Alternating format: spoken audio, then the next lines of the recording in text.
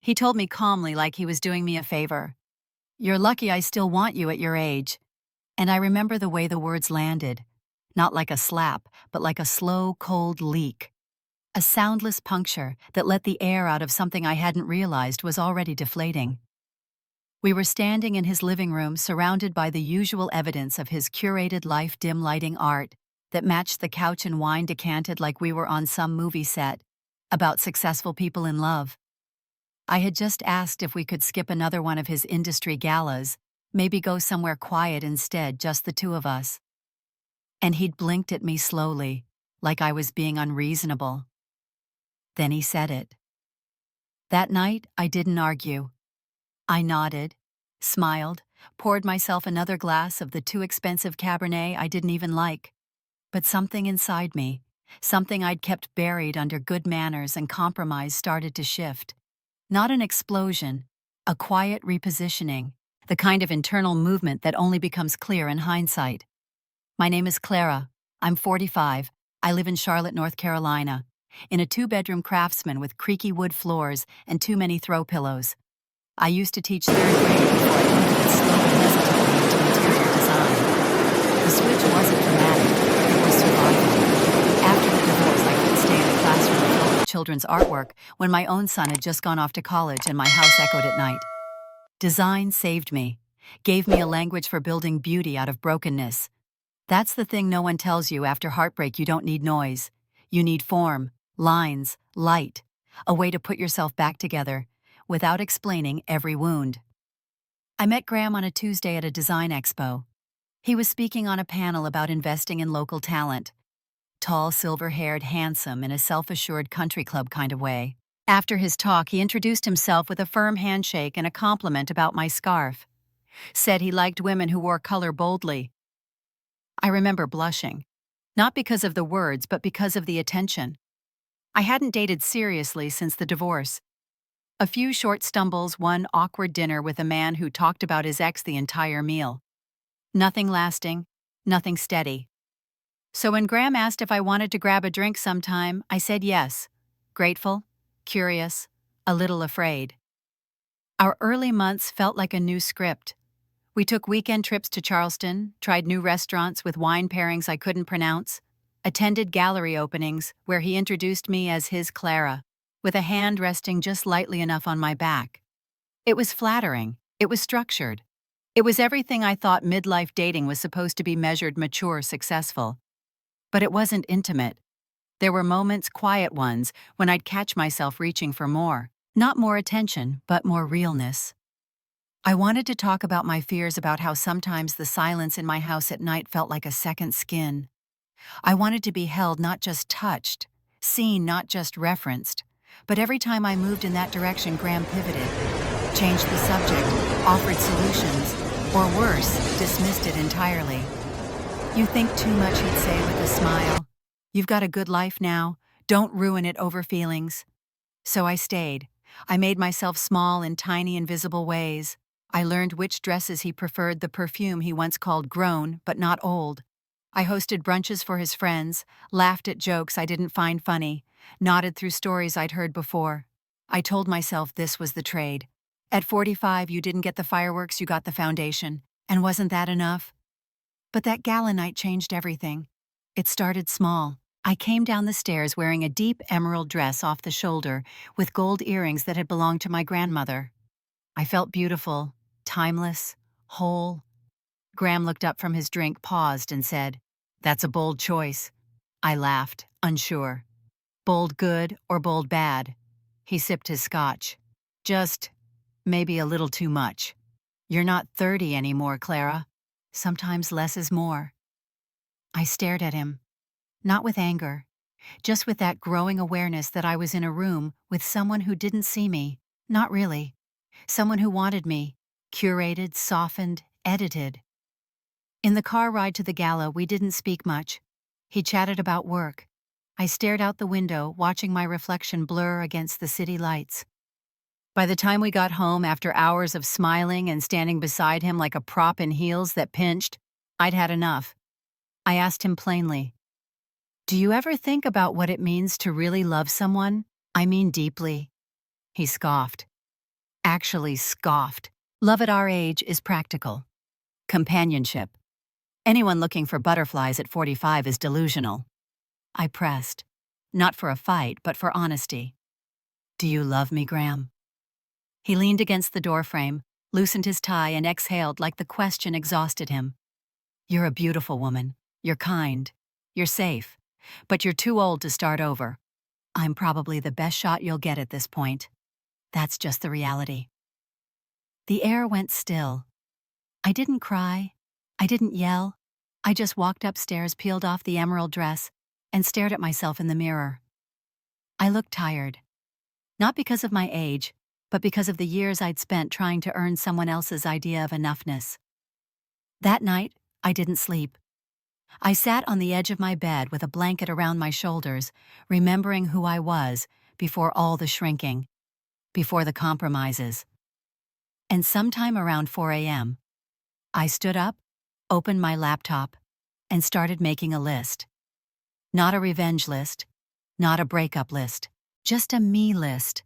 A list of the things I missed about myself, things I wanted to rediscover.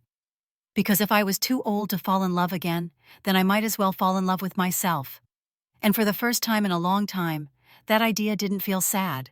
It felt sacred. Clara ended it 2 days later. No screaming, no grand confrontation, no tearful goodbyes over coffee. Just a quiet Saturday morning, the smell of overbrewed espresso lingering in Graham's high-end kitchen, and the certainty in her voice when she said, "I'm done."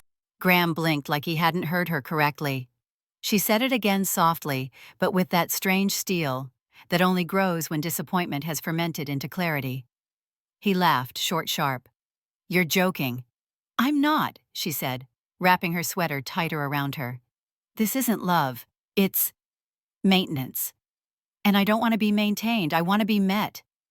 He set his mug down harder than necessary. "You'll regret this," he muttered. "Men don't line up for women your age." She didn't flinch. She didn't even look away.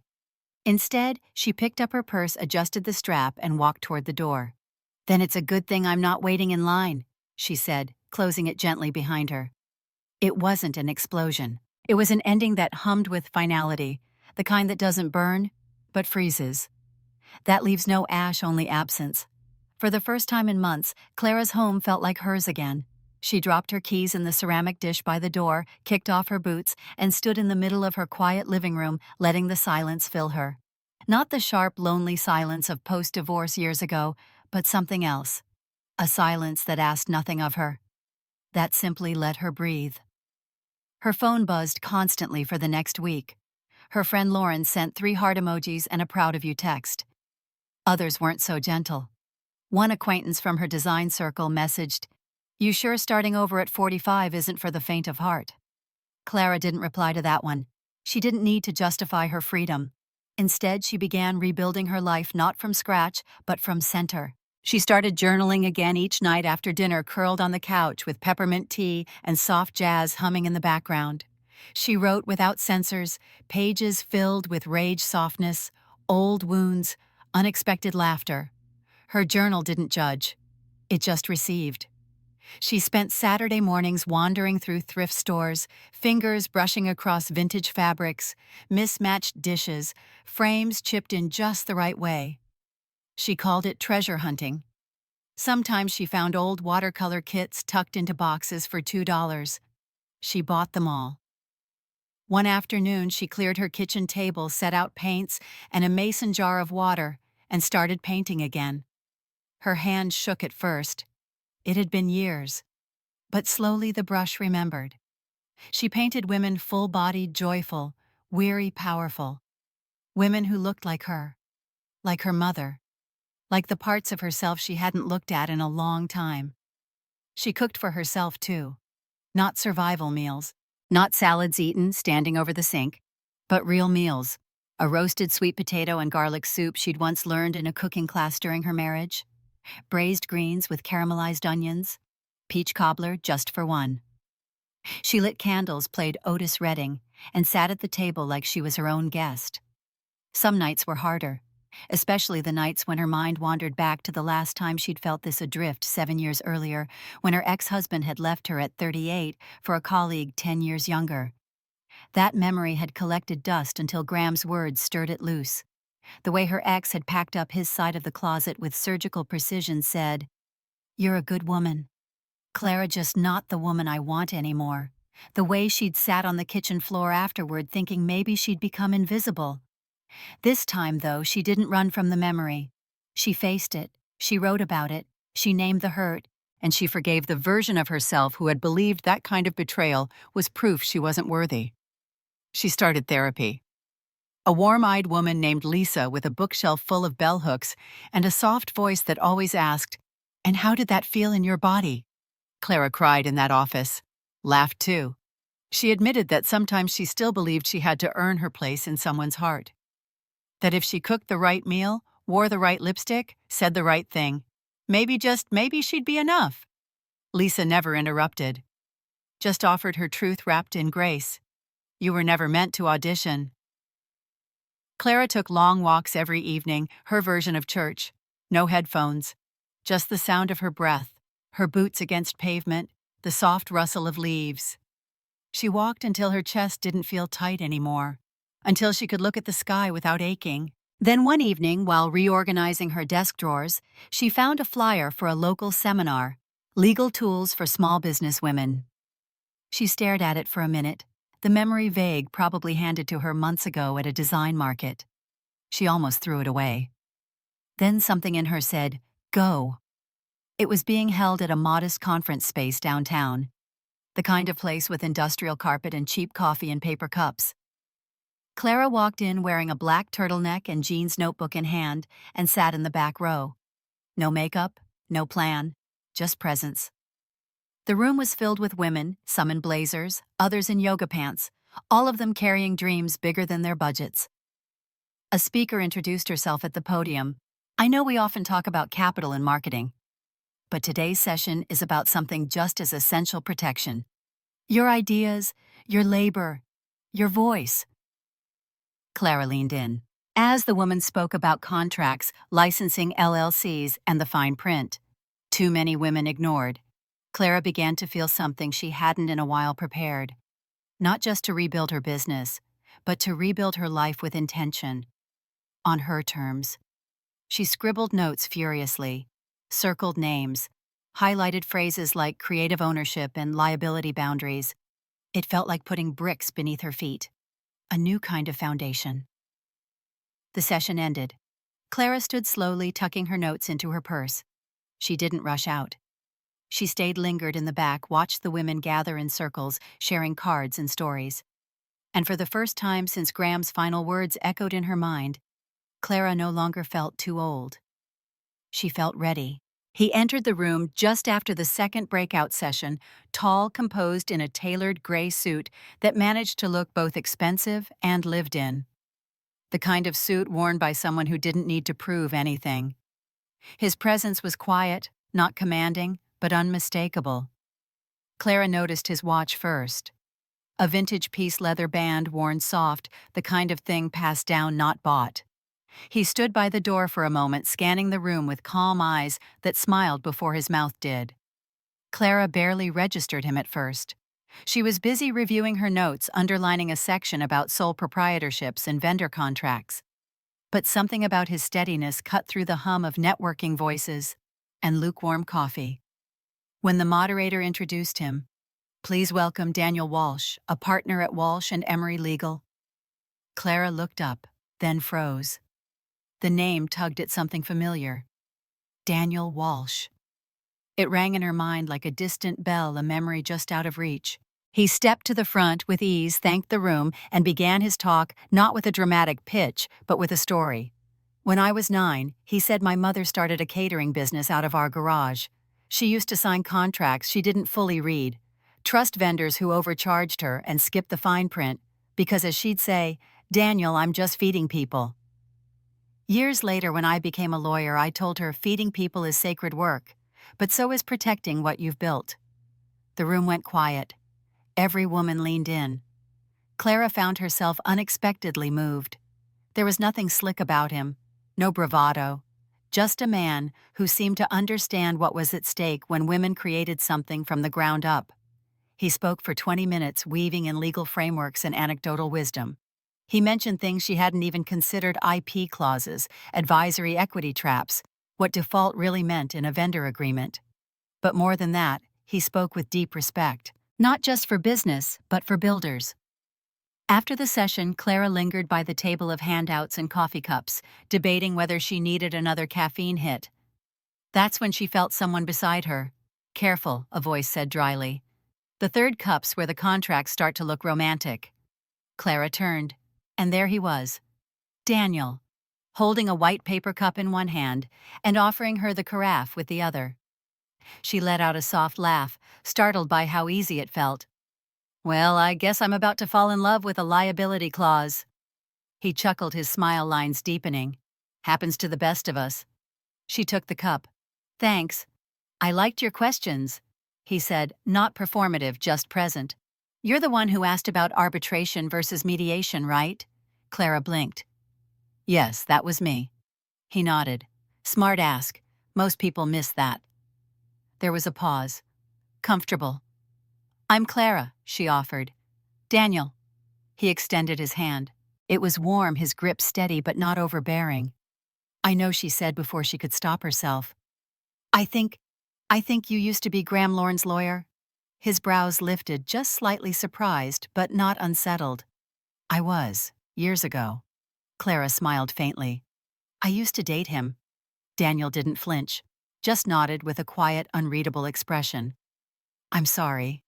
It was such an unexpected response that Clara laughed, an honest, belly-deep laugh she hadn't felt in months. He smiled. Not to overstep, of course. Just, he never struck me as someone who knew how to keep good things. She tilted her head. "Did you say that to him?" "I said it to myself," Daniel replied. "And that's usually where the truth gets spoken, right?" They stood there for another moment, sipping coffee, saying nothing, and yet everything. After the seminar officially ended, Clara found herself drifting toward the circle where Daniel was chatting with two other women. One of them was asking about LLC tax structures, and the other wanted to know if it was worth trademarking a tagline. Clara listened, nodded, even took a few mental notes, but mostly she just observed him. The way he made space for each person, never rushing, never over-explaining. The way he looked at people, not over their heads, not through them, but at them. When the conversation waned, Daniel turned to her again. "You building something?" he asked. "I have a small design business," Clara said, brushing a strand of hair behind her ear. "Mostly residential, a few small office spaces. But I'm looking to expand, maybe hire someone full-time. I just want to do it right this time." He nodded. "Strong builders." What she asked. "You," he said gently. "You strike me as one of them. People who create from scratch. Those are my favorite clients." Clara felt heat rise in her cheeks. She looked away, then smiled almost shyly. "Thank you." "Don't thank me," he said, shrugging lightly. "You're the one who's doing the heavy lifting." She didn't know what to say to that.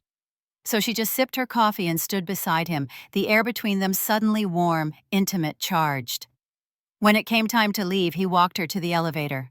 "Good luck with the expansion," he said as the doors opened. She nodded. "Thanks. And thanks for the coffee."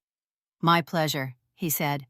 "If you ever need help with contracts or business stuff, just let me know. I might take you up on that." As the doors began to close, he added with a slight grin, "And Clara." She looked up. "Don't fall for any more clauses without reading the fine print." She laughed again, and as she walked out into the afternoon light, clutching her notes and coffee, Clara felt something stirring inside her. Not a crush, not longing, just a gentle awareness. A man had looked at her, really looked, and not once did she feel the need to shrink. It wasn't a spark. It was a seed. Something new. Something possible. Clara rebuilt quietly, not with a bang, but with brushstrokes and business hours. Mornings started with black coffee and open notebooks. Her kitchen table became a workspace again, measuring tape color swatches, samples of fabric and tile fanned out like a palette of intentions. She worked late music humming low in the background, usually Ella Fitzgerald or Tracy Chapman. The night no longer felt like something to survive. It became her time, sacred and still. She poured herself into her design business the way you pour into something that had once saved you. Her calendar filled with consultations and home walkthroughs. She staged small spaces for single moms, trying to sell inherited houses, curated color palettes for newly divorced women, reimagining their first me apartments, and helped retirees breathe warmth into new, quieter homes. Her work wasn't about trends, it was about belonging, about making people feel held by the spaces around them. 3 weeks after the seminar, an email arrived from Daniel. The subject line was simple: quick contract glance. She smiled when she saw his name, though she couldn't admit to herself how many times she'd thought about their last exchange. She assumed it was a professional favor. He asked if she had time to meet up for coffee, said it was easier to talk through a couple of tricky vendor clauses in person. She chose a spot near her studio neutral ground.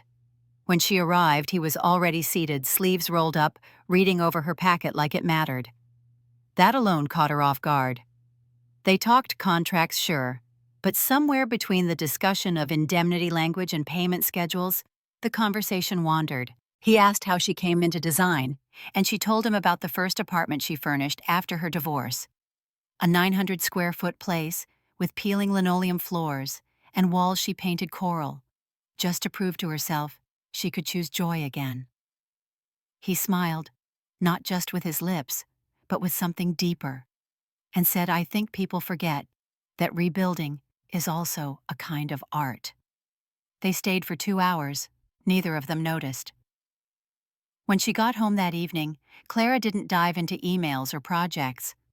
She lit a candle. She played an old record.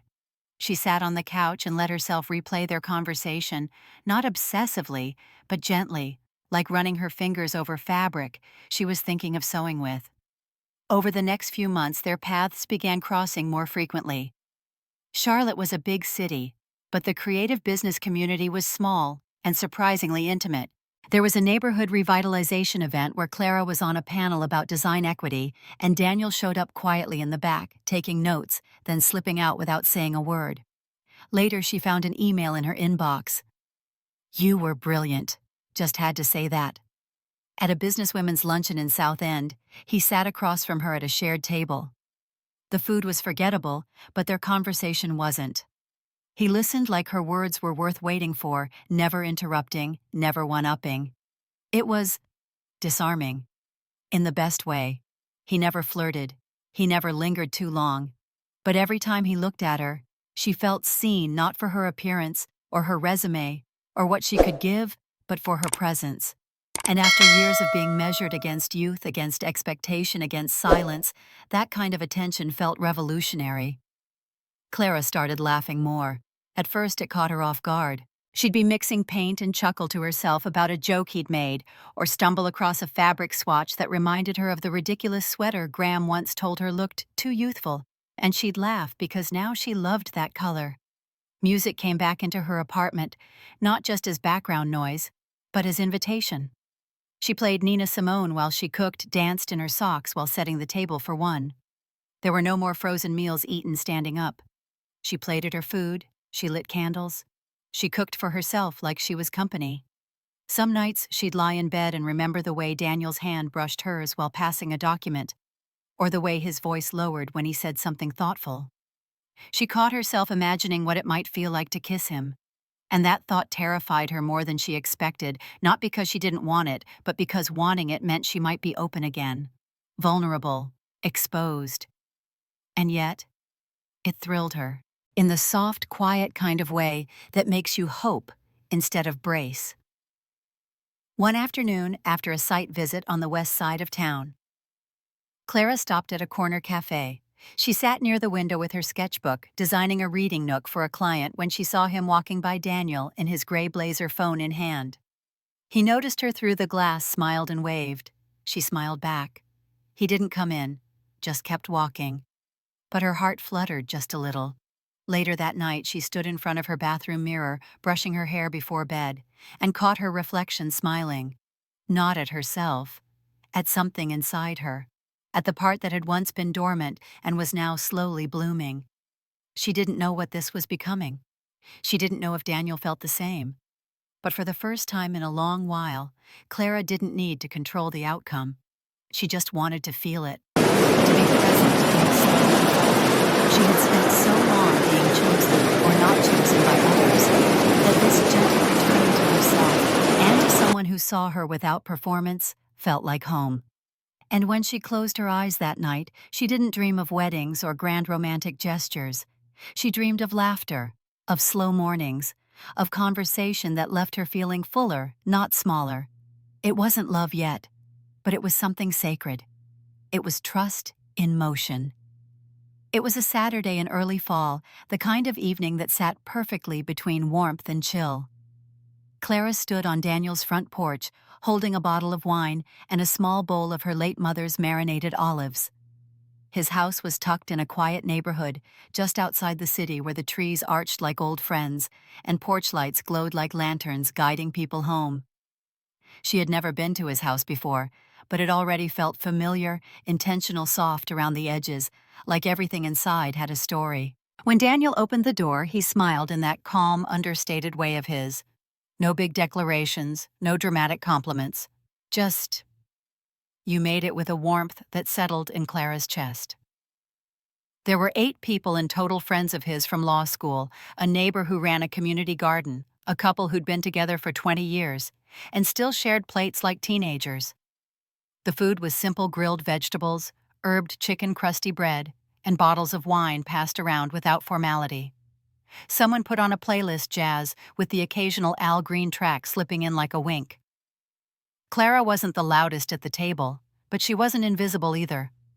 She found herself talking about her work, laughing at stories from Daniel's friends, and at one point recounting a memory about her son when he was 6 and tried to repaint her kitchen while she was on a Zoom call. It felt easy, unforced. Daniel sat beside her, not possessive, just quietly present.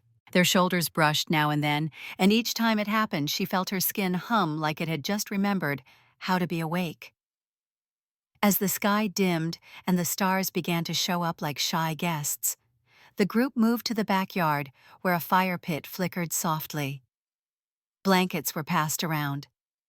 The couple next to her shared a camp chair, whispering and laughing between sips of wine. It was the kind of night Clara had stopped expecting unfiltered grounding whole. By 10, most people had trickled out with hugs and thank yous. Clara helped Daniel gather empty glasses and fold napkins, and when she turned to say goodbye, he looked at her gently. "Stay a bit," he asked, gesturing to the 2 chairs by the fire pit. "No pressure. I just like talking to you." She hesitated for a breath, then nodded. They sat under the stars' firelight, painting their faces gold and amber. For a moment, neither of them spoke. It wasn't awkward, it was sacred, like the silence knew its place. Daniel broke it first, his voice softer than she'd ever heard it. "I was married once," he said, staring into the flames. "Her name was Marin. We met in our 20s, married by 30. She had this laugh that made waiters forget the specials." Clara listened, still and attentive. "She passed 10 years ago. Cancer. Quick, brutal. I was 40. I didn't date for a long time after that. And when I did, it never felt quite right. Not because I was stuck in the past. I just couldn't find someone who felt ready, to really be seen, or to really see me." Clara nodded slowly, her fingers curled around the rim of her cup. "That makes sense," she said softly. "It's hard to open the door again when the last time it closed so violently." He looked at her, then his eyes reflecting the firelight. "And you don't talk about your past much." She swallowed, unsure if her voice would hold, but something in his gaze told her it was safe. "I was married too." She began the words careful, but not guarded. "We split when I was 38. He left me for someone younger. Someone who laughed at his jokes even when they weren't funny." Daniel said nothing, just listened. Then, "A few years later, I met Graham. I thought I was smarter by then, more measured. but it was the same pattern in a sharper suit. He told me I was lucky to have him, that no man wanted to start over with a woman my age. He said I was too old to fall in love again. Her voice cracked at the last part, thin with unshed pain. Daniel didn't reach to fix it. He let it breathe, let it sit. When he finally spoke, his voice was steady. If he believed that, Clara, he never really saw you. She looked at him then, eyes wide and damp, not because she didn't know it was true, but because hearing it out loud made something inside her ache in the best way. He reached for her hand, not abruptly, not performatively, but with a tenderness that felt like being chosen, not claimed. His hand was warm, rough in the places that showed work and care, their fingers laced together like they had already made that shape before. There was no kiss, no dramatic music swelling in the background, just silence and the steady crackle of fire between them. She didn't want to leave, but eventually she did. It was late, and they both knew it was time. He walked her to her car, opened her door like it was a ritual, and said goodnight with a nod that felt like a promise, even if neither of them said the words. Clara drove home through quiet streets, windows down just enough to let the night air in. When she parked in her driveway, she didn't get out right away. She sat there, both hands still on the steering wheel, and wept. But they weren't sad tears. They weren't even tears of longing. They were tears of release. Something had started to heal inside her. Something she hadn't even known was still broken. Not because Daniel had rescued her, but because he had witnessed her. Fully. Without expectation. Without rush. She went inside, lit a candle in the kitchen like she always did, and made tea. Her house felt different now, less echo, more breath. That night, as she lay in bed, she let herself remember his hand in hers, the warmth of his voice, the way he never tried to make her pain smaller. And for the first time in years, she didn't fear where this was going. She just trusted the warmth of the fire. In the months that followed the fire pit evening, something in Clara softened, and something else rooted. She and Daniel didn't make a formal declaration, didn't post photos or label their togetherness with hashtags. It unfolded slowly, intentionally, like rain coaxing life back into a dry field. A walk here, a shared book there, an afternoon helping him rearrange his home office where he insisted she pick the artwork. The choices were never flashy, never performative, just quiet acts of care that built something between them that felt sturdy. Their Sundays became sacred, not in the way of church pews or brunch reservations, but in walks through shaded parks, fingers loosely intertwined, their silence filled with meaning. Clara found herself telling him things she didn't realize she remembered, like the way her grandmother used to hum gospel while hanging laundry, or how she once dreamed of opening a cafe that doubled as an art gallery. Daniel listened always with that gentle attention, as though everything she said mattered simply because it came from her. At the grocery store one Thursday evening, they walked the aisles like an old couple. He handed her a jar of Dijon, teasing, "Is this the one that made it into your fancy vinaigrette last week?" She laughed, nudged him with her shoulder, and reached for it. Another shopper passed them, smiling maybe at how easy they looked together. Clara didn't shrink from it. She held his hand a little tighter. Something in her was blooming. Not because she was being loved, but because she had allowed herself to be known. The difference was subtle but profound. She started dancing again. Nothing choreographed. Just barefoot in her living room, twirling with abandon as Aretha played through the speakers. She sang along out of key, laughing as she stirred a pot of risotto, her hips swaying to a rhythm that came from memory, not instruction. She tried new recipes not to impress anyone, but because she was curious. Things with bold spices and unfamiliar herbs, dishes she used to be afraid of messing up. And when she did mess them up, she laughed and ate them anyway. She said yes more often. Yes to walks in the rain. Yes to painting a wall turquoise just because it made her feel something. Yes to a weekend getaway with Daniel to a quiet inn on the Blue Ridge Parkway where they played cards and read novels by the fire, like teenagers pretending to be old. Her friends started to notice. Lauren, her most loyal cheerleader, said one afternoon over coffee, "You look different." Clara tilted her head. Good different or like I need concealer? Lauren laughed. No, like you finally exhaled. Another friend pulled her aside at a community market and whispered, You're glowing. Is it, Daniel? Clara smiled but shook her head gently. No, it's me. I think I finally chose myself. And it was true. The shift hadn't come from a man's gaze or a romantic milestone. It had come from the moment she stopped chasing approval like a prize to be won. From the nights she sat with herself instead of numbing the ache. From learning that love, real love, didn't ask her to edit her softness or her scars. Then one afternoon, while she was arranging throw pillows for a staging client, her phone buzzed. A name she hadn't seen in months lit up the screen, Graham. Her chest didn't tighten, her palms didn't sweat. She read the message once and then again. It was short, casual. Hey, how have you been? She looked at the screen for exactly 5 seconds, then turned it face down and continued smoothing the linen pillows. She didn't respond, not out of spite, but because there was simply no conversation left to have. His voice no longer lived in her head. The echo had gone silent. It was as if she'd moved out of a house that once haunted her and realized she'd taken the light with her. That night, as she sat on her porch sipping tea, Daniel joined her with 2 shortbread cookies and a blanket draped over his shoulder. They didn't talk about Graham. They didn't need to. Instead, they watched the fireflies rise over the garden beds she'd planted herself that spring. She turned to him, her voice low, steady. You know what's wild? She asked. What he said, nibbling the edge of a cookie. That love showed up the moment I stopped running toward it. It found me when I stopped proving I deserved it. Daniel didn't respond right away. He simply reached for her hand, laced his fingers through hers, and kissed the top of it. Not as punctuation, but as understanding. In the distance, wind chimes sang softly in the breeze.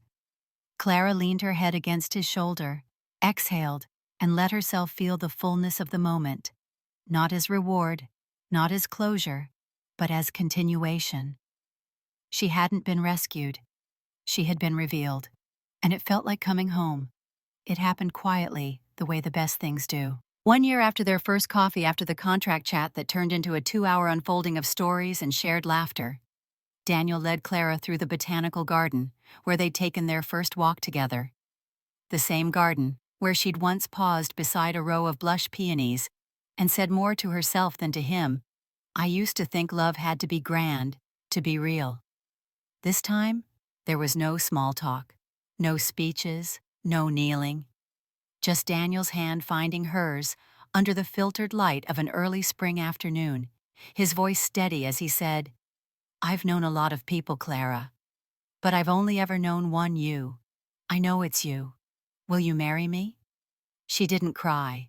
She smiled heartful and calm and whispered, yes. Not because she was afraid to be alone, not because the timing was perfect or the story was tidy, but because she had chosen him and he had chosen her. Love at this point in life didn't arrive with fireworks.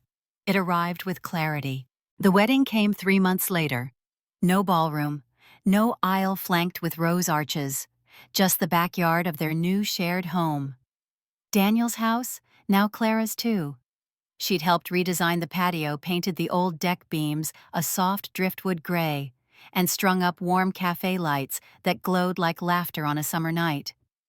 They invited only 40 people. Her son flew in from Chicago and walked her down the short stone path they'd laid together on a Sunday afternoon, the same path she'd once jokingly said needed wedding shoes testing. She wore a simple ivory dress, one that hugged her with grace, not apology. Her hair was curled, not fussed with, and she wore her mother's earrings, delicate gold hoops that had survived years of stories. Daniel wore his usual gray suit, the same one from the seminar where they met. A boutonniere of fresh rosemary and lavender pinned gently to his lapel, tied with the blue ribbon that had once wrapped the first book he ever gave her. The jazz trio played at last as guests sipped sweet tea and sparkling rosé. No one made grand speeches. Instead, laughter floated from the open kitchen. Kids danced barefoot in the grass, and Clara's old art teacher, now well into her 70s, leaned over and whispered to her, "You've always had color in your hands, Clara. Today it's just showing on your face."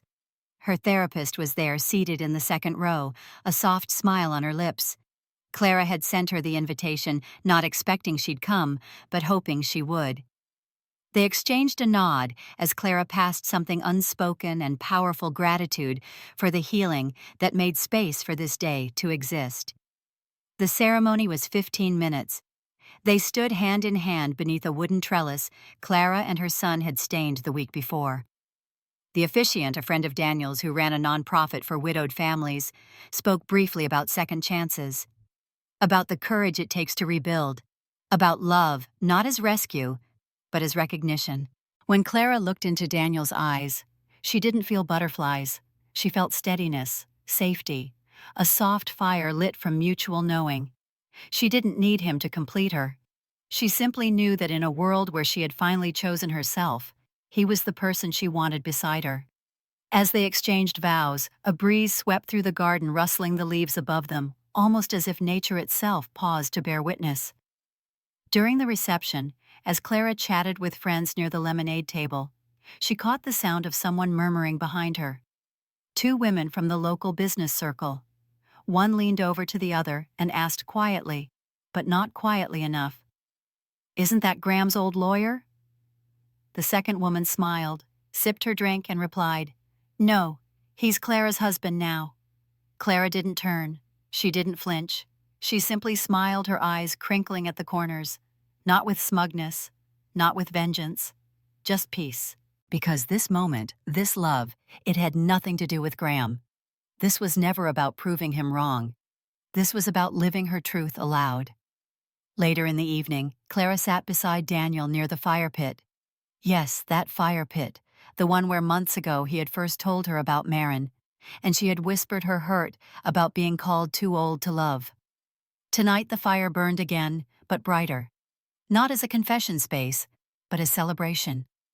Guests drifted away slowly with warm hugs and shared leftovers. Her son kissed her cheek and whispered, "You look lighter, Mom."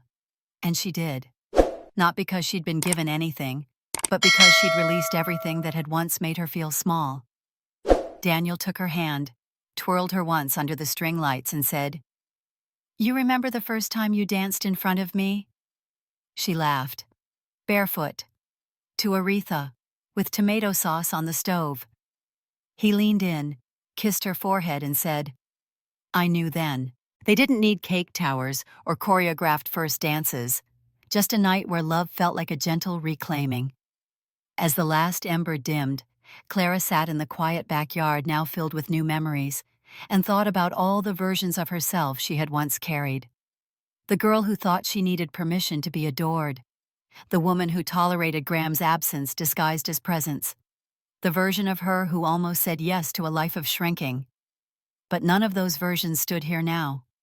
Today, Clara wasn't anyone's second act. She was her own main story. And love, when it arrived, didn't knock her over. It invited her home. The morning was quiet the way Clara liked it, hushed, and gold lit the world, not quite awake, but beginning to stir. She sat on the porch, her hands wrapped around a warm mug of chamomile, the steam curling like a whisper. From inside the house, she could hear Daniel humming softly to himself. The low clink of a pan on the stove, the steady rhythm of someone making breakfast, not out of obligation but out of care. The porch swing creaked gently beneath her, a sound she had grown to love. It was the kind of creak that didn't signal age but memory. Everything about this morning felt like that lived in, chosen at peace. Clara looked out over the small garden she'd planted that spring, noticing how the lavender had started to bloom again, a little late but no less beautiful. She took a sip of tea and breathed in deep. And then, speaking not to the air, but to every woman who had ever felt forgotten, she began to speak not out loud, but in narration, the kind that comes from the deepest place in a woman who's earned her voice. They told me I was too old to love again, that the door had closed, that whatever magic I had was already spent. She smiled gently, eyes soft but sure. They didn't understand that love isn't a deadline. It's not a train you miss or a party you're too late to join. It's a mirror. And until you see yourself fully, it's hard for anyone else to truly see you. For years, Clara had contorted herself into versions she thought might be more acceptable, quieter, thinner, more accommodating, less opinionated. She had measured her worth by how desirable she appeared in someone else's story, by how well she could fit into someone else's life.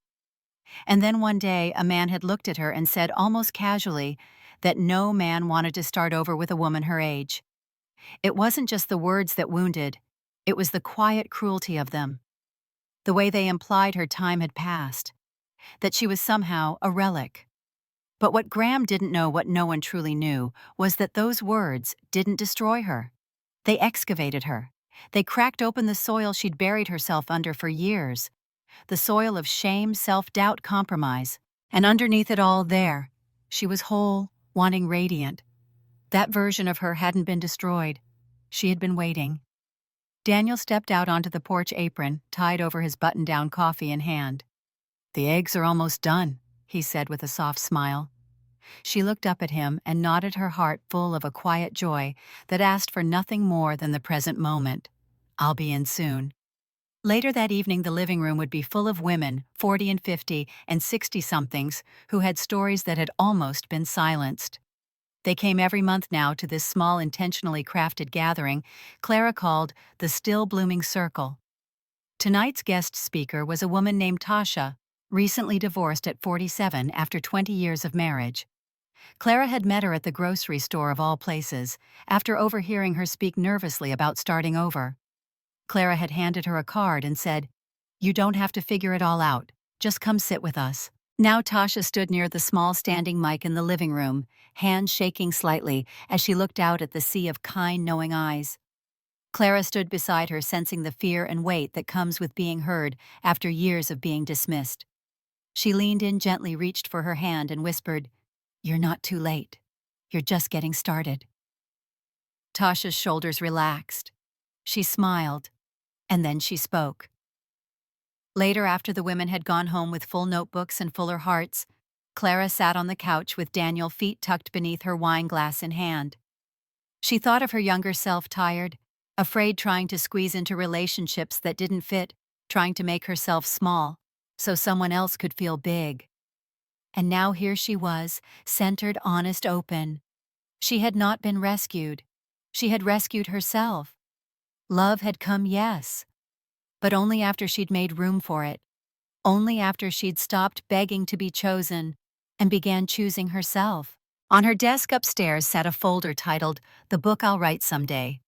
Inside were pages of journal entries, letters she'd never sent, and a single quote scribbled on a Post-it from a podcast she once heard: "Your life isn't over. It's just the part you're finally writing for yourself." Outside, the wind picked up, slightly rustling the trees. Clara closed her eyes and took a deep breath. Her voice, calm and sure, began the final words, not just to herself, but to the world. Final voiceover for podcast or video. He said I was too old to love again, but love doesn't keep time. Love waits for truth. And when it found me, I wasn't young. I was ready. And with that, Clara stood stretched and walked into the kitchen where Daniel was already humming again. Not a new beginning, just a life finally lived on her terms.